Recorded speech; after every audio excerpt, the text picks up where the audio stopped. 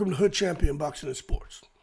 In boxing, you find a way to win, you find a way to lose, and you can find a way to make boxing great again.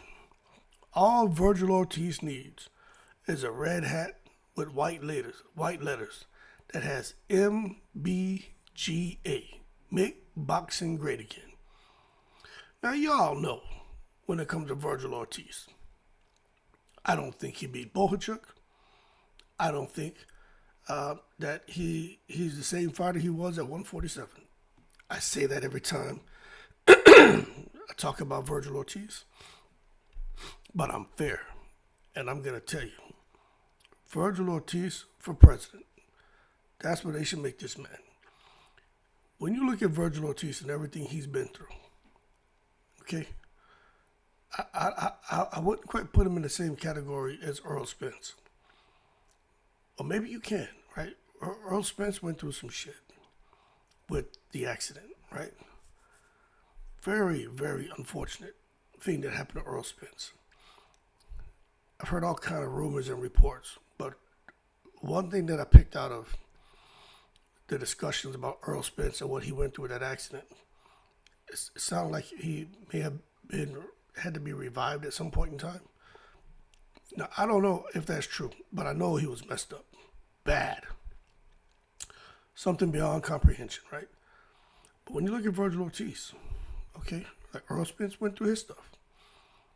Vergil Ortiz went through some shit too. This man almost died on a couple occasions with that rhabdomyolysis and weight cut and whatever may be the true reasoning for him succumbing to the illness, okay? You can only go off of the things that we read. I don't know. I'm not in the man's back pocket. I don't know what the hell is the real reason. But the bottom line is, for him to have, rised out of that ordeal and to kind of bubble up to where he's at now, 154, coming off, in my opinion, a defeat to Bohachuk, even though he got the decision. He's still out here willing to fight anybody. Now, that's unheard of. Now, I'm going to tell you something. I've seen several interviews from different people who actually are close to the source, like Robert Garcia, and then just what Jerome Boutsinis came out and said. But the bottom line is this. Vergil Ortiz, De La Hoya, and that whole team, Robert Garcia, they agreed to fight Jerome Boutsinis. Of course, the fight had to be at 154. I personally don't see what the hang-up is. But for him, to me, I think he's permanently handicapped. Because I just don't feel, I feel like he's missing a step. And I don't think he can ever recover that step, okay? Now, that's my opinion.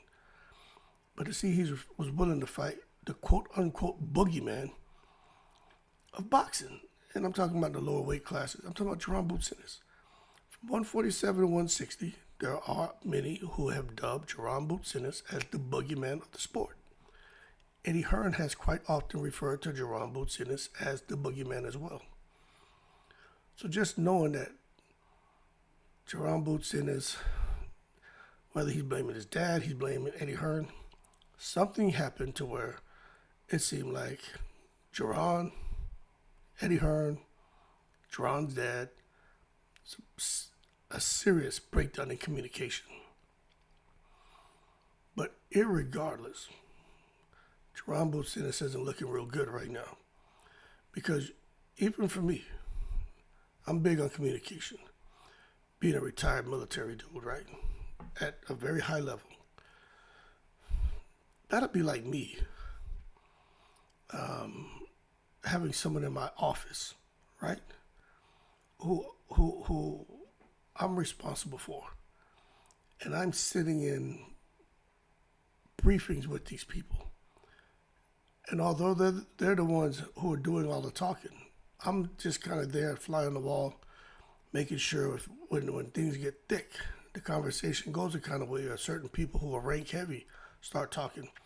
That's why I can come and chime in to make sure that my guys don't get intimidated.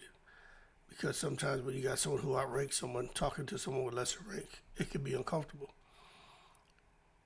But then somebody asked me a question a couple of days later, and I sit there and act like I have no idea what the discussions were about or what information is flowing in and out of my work center. Even when I had supervisors, there's nowhere in the world there's something going on, and for them to not know, especially when it directly affects them. That breakdown in communication, to me, I'm listening, and I'm like, this shit is crazy to me. I do not believe there was a communication breakdown between Jerome Boots Ennis, his dad, and Eddie Hearn. What I think happened is very similar, again, to kind of like how it was when I was in the military. When there's an issue and you're trying to get your ducks in a row because you realize, okay, we're in a bad space. Normally you'll have the people involved go behind closed doors and they'll say, okay, we got a shit sandwich here. We need to clean this up. And then you have a conversation. Everybody talks about what they did or didn't do, what they know, what they don't know. And between them, they can kind of figure out what went wrong, how to readjust, and they will all agree on whatever the plan of action is. And when they come from behind closed doors, they will all be on the same sheet of music. If one person speaks, it'll be just that one person. And what I think happened is Jerome Boots Ennis, Eddie Hearn, and his dad had a conversation. And that's why Jerome Boots Ennis came out and said what he said. And I think they're all going to be on the same page. Eddie Hearn, of course, at some point is going to come out and talk because he's the talker, he's the bullshitter. And then we're going to start to see, okay, what really happened here?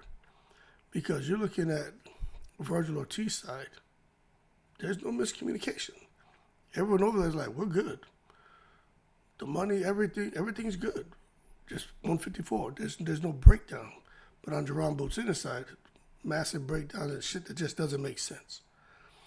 I'm a common sense man, and there's a huge disconnect there. But that being said, Vergil Ortiz, the ship is sailing. He's about to go out and make him a little 6, 7, 8 million or whatever he's gonna make, fighting February 22nd in Riyadh season. And the thing about it is he's getting ready to fight, which it looks like as of right now, he's about to fight Xander Zayas. Now, Xander Zayas is 20 wins, 12 KOs. He's originally from Puerto Rico, living in Florida. 60% KO ratio. He's 5'10" with a 74-inch reach. Now, is Xander Zayas, is he proven? Look, he can scrap, but he's at that point to where it's like, you either step up now or you keep trying to build. I think he's a perfect candidate to face somebody like a Jerome Boots Ennis or like a Vergil Ortiz. So it sounds like they gave him a call and said, hey, you got an hour to make a decision. He said, it only took me a minute to say yes. So has Zayas come in and saved the day? I don't know. I keep hearing Fundor's name being thrown around. Blair Cobb is trying to get in the mix, but as of right now, I don't know what's going on as far as who's going to be the opponent. But what I do know is when it comes to Jerome Boots Ennis, he's going to have to figure some things. Like, he's really going to have to figure some things out, man. And what's interesting to know is when it comes to Xander Zayas, some people are saying, he's a duck. This is a cherry pick, a Puerto Rican cherry. That's what they would call him. He cherry picked a weak Puerto Rican fighter to try to make Mexico versus Puerto Rico. That's not at all what's happening here. Now, for the bozos out there, Xander Zayas is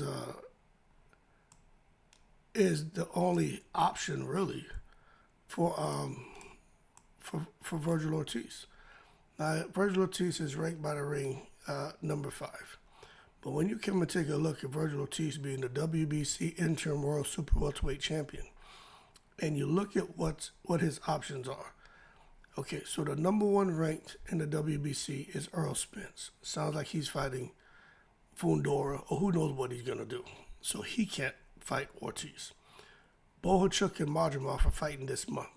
Bohachuk's ranked number 2 by the WBC. Madrimov's ranked number 3. So they can't fight. Who's ranked number 4? Xander Zayas. So Xander Zayas is the next option based on the rack and stack by the WBC. So Vergil Ortiz isn't putting duck sauce on the carne asada and definitely trying to cherry pick anything. He's just going down the line and seeing, okay, according to the WBC, what do I have available? Even if you look across other weight divisions, like the IBF, the 1 and 2 spots are vacant. Lubin's ranked number 3. Josh Kelly's 4. Xander Zayas. I'll be honest with you. I think Lubin deserves a big opportunity. He's training for something. But Josh Kelly is a no-go. Xander Zayas. When you come over here and you take a look at the, let me get, where is this thing over here? Let's get this crap off. I'm trying to get this damn thing off here. Get that crap out of here. All right. When you look at the other divisions, I mean, who's Charles Conwell? Takashi Inoue, Jesus Ramos. But you look, the ranked number 1 by the WBO is Xander Zayas. Okay, so Xander Zayas, he's a quality opponent. It's just some people don't really know much about him because, to me, he's still kind of moving up the ladder. He hasn't quite reached elite status. But he's in the mix. And if he does get the opportunity to fight Vergil Ortiz and he beats him, well, then what you're going to see happening is that whole landscape of super welterweights is going to continue to get shaken up. And that's what's happening. We're just at a certain point in boxing where a lot of fighters with those familiar names and familiar faces, they're just starting to drop off one by one. You're seeing a huge turnover taking place. Now just take a look at what you have here. Crawford's ranked number 1, Madrimov 2, Murtazaliev 3, Fundora 4, Ortiz 5, Bohachuk 6, Zhu 7, Ramos, Conwell, and Mendoza. When you look at all those names, a lot of those names are, not all of them, but several of those names are still kind of new to people. So it's just a matter of, these guys are just one fight from being removed from the ring's rankings top 10 rack and stack. And Xander Zayas is the guy who could come in and upset the apple cart and find himself ranked in the top 10 of the in the ring rack and stack and bump one of these names. Tim Tszyu better watch himself. I can't wait till they update this ranking because I think Tim Tszyu may fall off of there. We're going into December now. This is as of the 19th of October, so I think a lot of these faces are going to change. But that being said, Vergil Ortiz is out here. He'll fight anyone. Proving that he'll fight anyone. I know he has a great trainer in Robert Garcia. I do wonder what it is Robert Garcia is doing. He's very brilliant. He imparts spot-on wisdom to his fighters, and that's what helps make them great. But there's another piece to it. It's the training and the supplementation strategy and whatever else he does for his guys to be so effective in the ring. Like, they say it's just the sparring. And maybe it is. But those guys, Robert Garcia's guys, they win. And with Vergil Ortiz, just makes me wonder what they got going on over there in that goddamn Robert Garcia Boxing Academy for those guys to be so effective, especially for him to have been able to kind of breathe life back into Vergil Ortiz and get Vergil Ortiz to where he's at. But the bottom line is they'll fight anyone. Even Robert Garcia was saying, he could understand, because he's an ex-fighter. Said he can understand Jerome Boots in this, not wanting to take the fight. Vergil's a tough fight. Vergil may be a little, he's bigger than him, more comfortable at the weight. And also it's a tough decision to try to give up your belt at 147, which obviously Boots and his team don't want to do that. Even Robert Garcia said there are probably some good fights, big money fights for him to make at 147 pounds. So he didn't seem upset that the fight between Jerome Boots Ennis and Vergil Ortiz is called off, but he was excited about the fight. He wanted that fight because he knew that fight for Boots and for Vergil was going to basically put him right up there where they all believe they belong, and that's up there with the Crawfords. That's up there with the Majumovs. They have their names in those kind of talking in that league. But unfortunately, they're not going to get that opportunity. So, bottom line is Vergil Ortiz for president because this guy really will fight anyone. You don't hear no bullshit from Vergil Ortiz's side. You know what I'm saying? He don't have to say much. Straight to the point. But we'll see what happens next. If he, no kidding, is going to fight Zayas or Fundor. And I know some people are going to say, oh man, he won't just fight anybody. Shit, he sure as hell, when it came to Bud Crawford, had that opportunity for the WBO, fight Crawford at 147. He didn't fight Crawford then. I get it. I'm up on boxing. Just got to say the things you want me to say. It don't mean that I'm not cognizant of what the hell goes on. I'm just talking about right now. And right now, Vergil Ortiz seems to be very comfortable in his own skin. And he's looking to make boxing great again. He need to get him one of them MBGA hats. Because I think Vergil Ortiz, we should probably start looking to nominate this man as president. Because he's one fighter who I think has every reason to put duck sauce on the carne asada, on the fried rice. Because coming off of that shit with that rhabdomyolysis, I personally think he should have retired. And he's still out here looking to fight anybody. And it's not even just about money to him. Like, he really wants to prove that he's the best. Now, again, I have my opinion about him, but I got to praise him where he deserves to be praised. And right now, Vergil Ortiz deserves all the respect in the world. And hopefully they'll come out and say, hey, look, they were able to sort things out. Jerome Boots Ennis can keep his belt at 147. He can go up and challenge Vergil Ortiz for an opportunity. But we know the IBF don't be playing around. IBF can care less about all that bullshit. But we'll see what happens. Anyway, y'all keep cool. Shout out to the veterans, all 7 continents.